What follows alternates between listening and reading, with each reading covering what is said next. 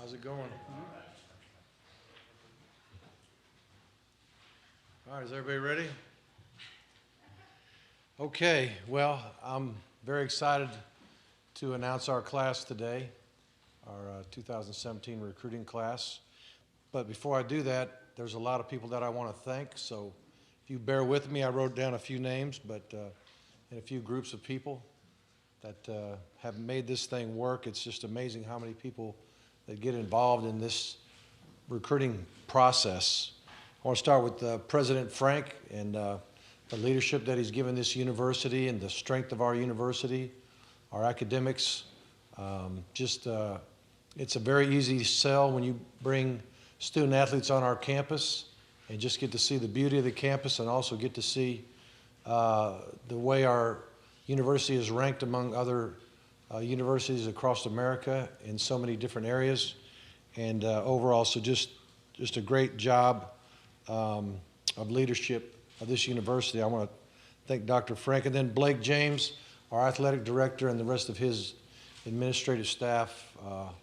I can't tell you how much cooperation that I've had with him, and just to be able to pick up the phone or go by his office and talk to him about things that we might need and ways we can become better, and his willingness to do everything that he possibly can to help us be great. I want to thank him. Our assistant coaches, obviously, they're the ones that get on the road and do the pounding of the pavement, so to speak, and even maybe more so their wives, our coaches' wives, and just trying to hold down the fort while everybody's out there doing their job and taking care of business. And I want to thank the coaches' wives as well. Our graduate assistants, our quality control coaches. It's kind of like all hands on deck in every area of our program, and recruiting is part of that as well.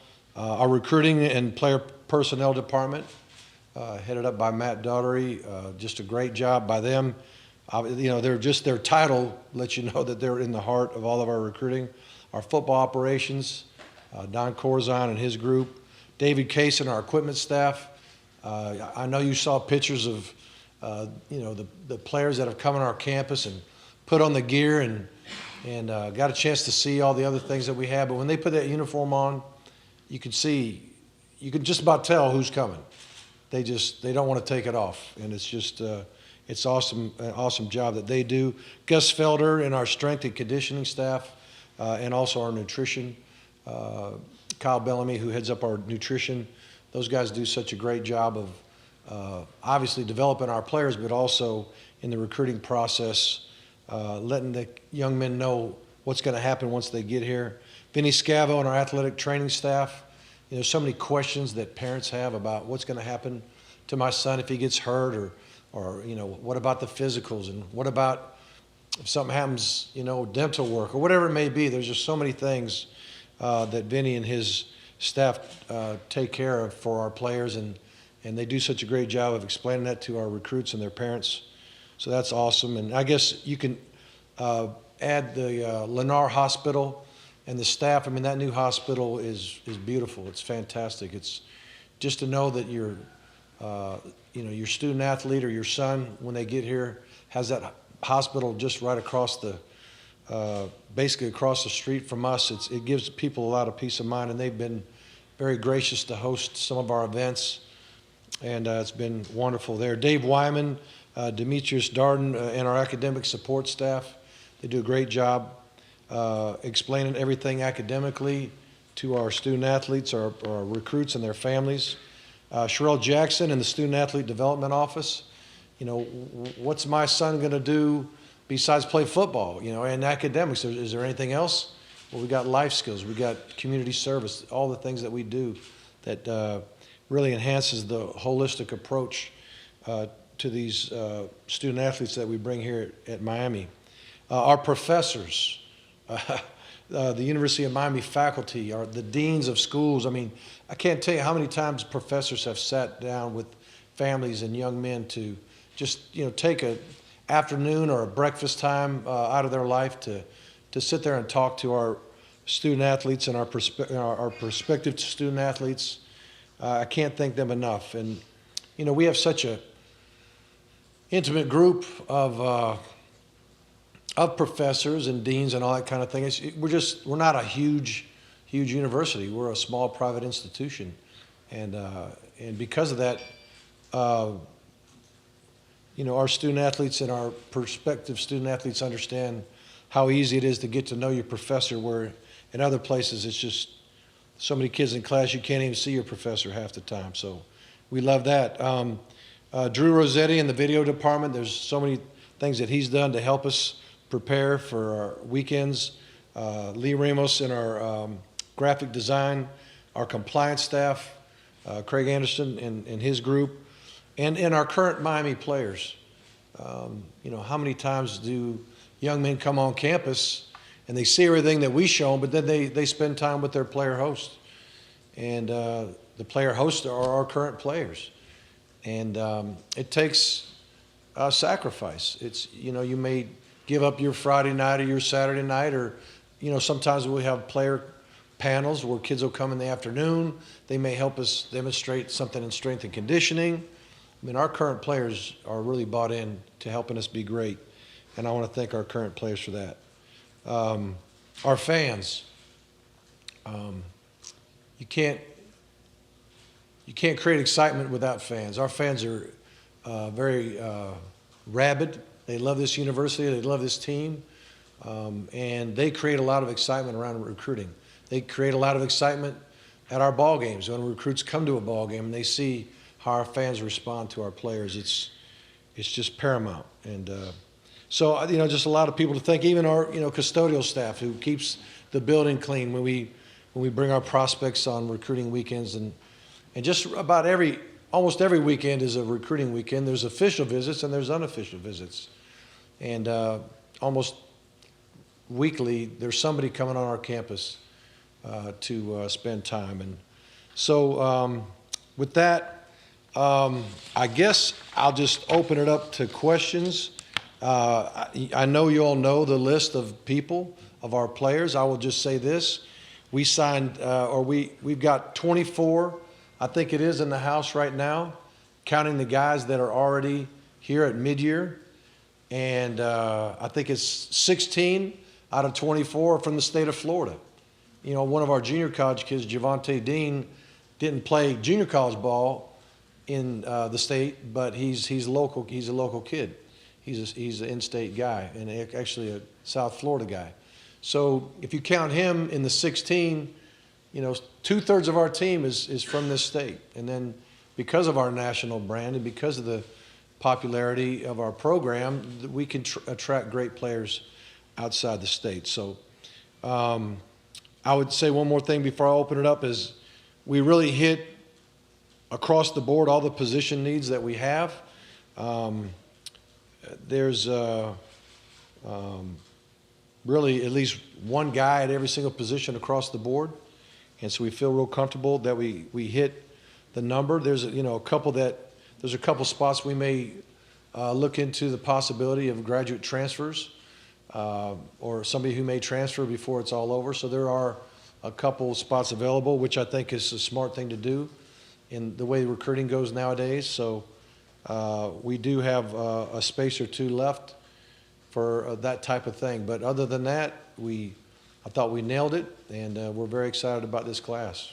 So with that, I'll open it up. We've got microphones on both sides of the room if you want. Mark, you wanted to add speed at wide receiver, and it looks like with Jeff Thomas and Mike Harley, you did that. Can you comment on how they fit in and your thoughts on landing both of them today? Well, as you mentioned, Harley, Jeff Thomas. We also have, Evidence Njoku. He's pretty fast too. And, as of right this second, DJ Dallas, we believe will start out at the receiver position. There's always a chance. He's so versatile. He could really play probably 3 different positions for this team. But, we did need speed. We know Amon can really run on the edge, and we've got some other guys in the program that run well. But if you have a super fast guy on this side of the field and you don't have much speed to balance it, then guess what? The defenses start to tilt towards the speed, and all of a sudden you get guys double covered and all that. And so But if you have speed on each side, you got speed in the slot, you got speed at tailback, it's hard to just sit there defensively and try to shut a guy down. So we're excited about that. But not only are they fast, they're very skilled. They can make people miss. So I think they're very legitimate receivers. They're not just fast guys that happen to play football. They're football players that happen to be fast. Was it important call to get, when those guys both went on, Thomas on ESPNU and then Harley on, the national web stream? Right. Was that the next boost as well to get them to? Oh, yeah. Well, these guys pick their own timetable as far as when they announce. We don't. We don't say, hey, do it signing day for extra good drama and all that kind of thing.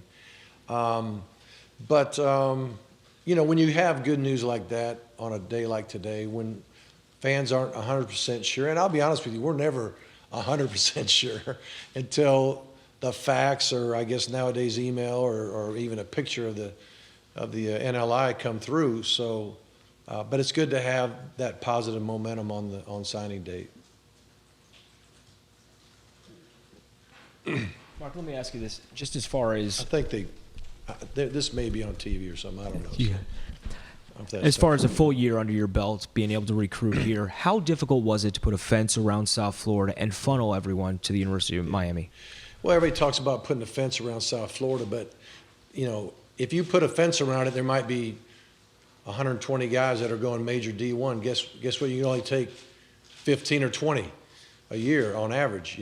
So you can't get every great player in the Tri-County area. It's impossible. But the goal is to get the ones that you want, or at least a high percentage of those. And some kids want to stay home. Some kids want to leave. There's a lot of different dynamics to the whole thing. But when you have that many great players in your backyard, you got to make sure that you're creating those relationships with those kids as early as possible. And people say, well, you had a whole year to recruit these guys. That's true. But guess what? You start recruiting kids in the 8th grade, 9th grade.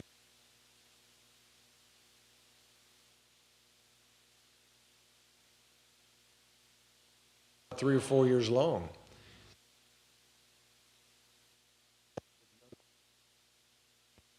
I probably went to close to 20 parks, youth parks.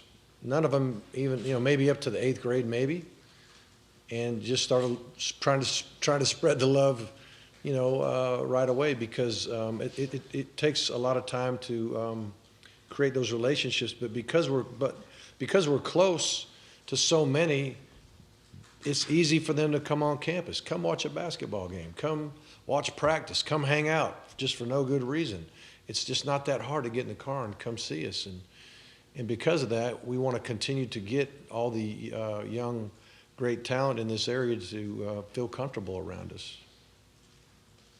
Mark, you got two quarterbacks today. Well, one of them's already enrolled. Right. And one will come, I guess, till maybe the summer session. How do you envision the quarterback race unfolding? Right. With them in mind, and how much of an advantage is it, for someone to be here mid-year? Right. Well, the quarterback position, we've signed, and one already here in Cade Weldon and Nicosi on the way. First of all, both these guys are very talented guys. They're quarterbacks, quality quarterbacks that are athletic. Sometimes you got QBs that can run, but they're a runner who can. But these guys are true quarterbacks who happen to be on the run well, which is a nice dynamic to have. Doesn't mean you have to have a guy that can run like a deer to be great, because it's been happening for years without it. But I do like the fact that they can move. Like you mentioned, Cade's in town, and he'll get a chance to compete in this spring. He'll be in practice. He'll be in the meetings. He'll do all those things. He'll get about as many reps as everybody else on scholarship this spring. It's a wide open competition. I don't have a front runner in my mind. You think I would after being here a year, but it's as wide open as it could possibly be. And my guess is it'll go well into this summer and fall camp before we figure out who it is. Mark, I'm sorry, but your mic is not working. My mic is not working? No. I'm sorry about that.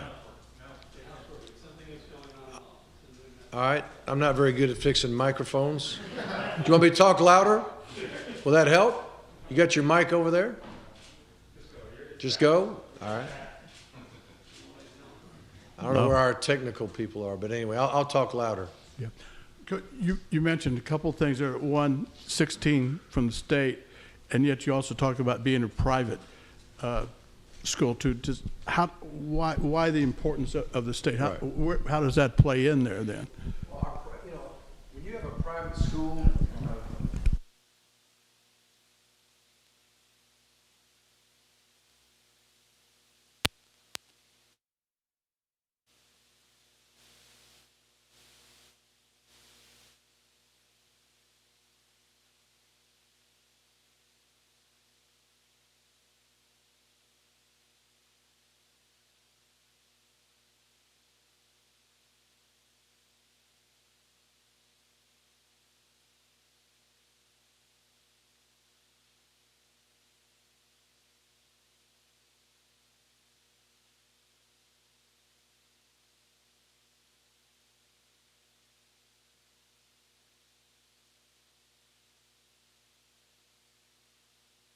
coach, but if you lift 20 guys with 5 coaches, strength coaches, that's 4 guys per coach, 3 to 4 guys per coach. That's a great ratio. Same thing is true educationally. If you have a small classroom setting, then you have a chance to actually get to know your professor. You might ask your professor for help and not just, rely on a tutor in a certain class. So, and then of course, the beauty of the campus and the fact that we're in South Florida, it's I call it paradise, and it's a beautiful place, and it's beautiful weather. That's why everybody wants to live down here.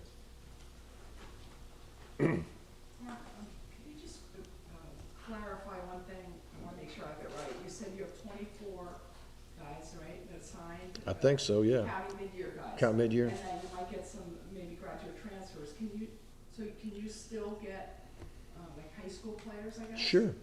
If a high school player hasn't signed to this point, no one has to sign on signing date. They can sign tomorrow. They can sign a week from now. They could just enroll in school in August if they want to. So, we have space. If there's guys still out there that still have interest in Miami, we would entertain that, and we would, welcome the opportunity to have them join our team. So, I think it's healthy to have 1 or 2 at the end of your class because things do happen, and sometimes the ability to have space for another guy to join your team, whether it's a high school kid who didn't sign or graduate transfer or whatever it may be, or even, you have walk-ons that you might be able to put on aid and those types of things. Mark, there's always so much talk about the talent down here, and everyone always says you go down to South Florida for the skill guys, but you guys did a really nice job with linemen, especially local linemen. Right. What are your thoughts on just, Navon and Corey and Kyleon specifically being the local guys on the offensive line? We thought we did great with our offensive line. I mean, the whole class we're excited about, but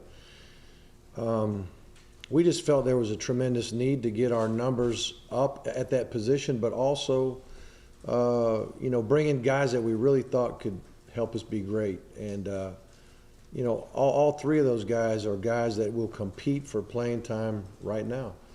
And, or I say right now, this season coming up. And there's no doubt in our minds that they have the skill set to eventually become a starter and be great before this thing is over.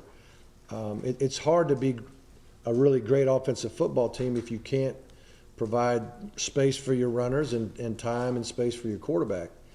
And I just feel like we're well on our way to having that group be special for us in the near future. Coach, this is your first full cycle. You had the Right. few weeks on campus last year. Can you Right. contrast last year's recruiting and Right. signing day with being able to go through a full cycle and how much more comfortable? Well, a year ago, just trying to see who's committed, try to see who is still on the board as far as the previous staff, and of course the recruiting staff was still here, and they were holding things together, and there were some assistant coaches that were still here and they were working, and they were continuing to recruit these kids. And I gave credit a year ago. I'll give credit again. They did a very nice job of recruiting that class last year. And we, some guys fell by the wayside in the transition, and we added a couple here and there, but there were some tremendous football players that were already committed, that when we made our evaluation, we agreed that they could help us win, and we continued to recruit those kids. And so some of them just had the true love for the university. Some of them felt like they were excited about the possibility of what we might be able to bring as a staff. And so it was very good. This year, obviously having a lot more time to get into the high schools, spend time with the high school coaches in our Tri-County area, in the state, and all the other places we went to, just try to help them understand what we're about and get faith and confidence that if they send their young man to our school, that they're going to get everything they need. And then a chance to get to know these players more. I mean, there was some NCAA restrictions on guys being able to come to your campus. A year ago, a kid could only go to one event, one football game. And that counted football, basketball, baseball, track. I mean, if they wanted to come to a sporting event, they could come to one. That was it. And after that got lifted, that allowed us to bring guys to every home game if they wanted to come to basketball games, come to baseball games. Getting them on your campus is huge. And the previous staff was fighting with one hand tied behind their back. And then, we're allowed 80 scholars. This is the first year we have 85 scholarships. We're at 80 a year ago. So there's a huge difference. Last question, guys.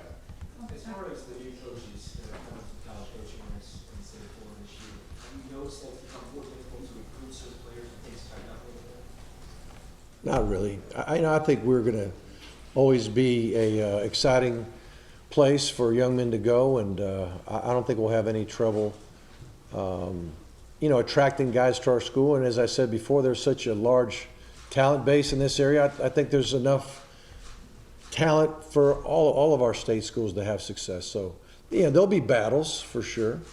But I think if we do our job the way we should, the University of Miami will have great classes in the future. One thing, when I get out of here, our full-time coaches are here, and they'll be available for y'all to speak with about any particular players that you want to talk about. I don't know how long it's going to last, maybe 20 minutes or something, but they're back here. So do you want me to just hit the road, and I'm on to the next thing? On to the next thing. All right, we'll see you. Thank you.